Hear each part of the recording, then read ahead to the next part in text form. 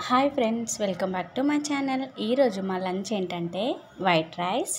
దీనిలోకి కర్రీ ఏంటంటే మునక్కాయ టమాటా చేసిన, దాంట్లో ఎగ్స్, మునక్కాయ ఎగ్ అన్నమాట ఇప్పుడు కర్రీ.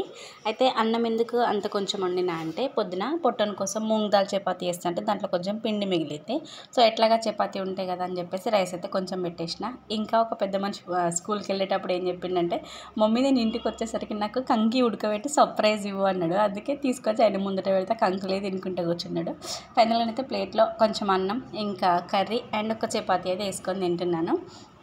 నాకు ఎగ్ మనం బాయిల్ చేసినాక కర్రీస్లలో వేస్తాం కదా, కానీ టమాటా కర్రీలో వేస్తే బాయిల్ అయిన ఎగ్ ఉంటుంది చూడండి, దాని టేస్ట్ భలే మంచిగా అనిపిస్తుంది.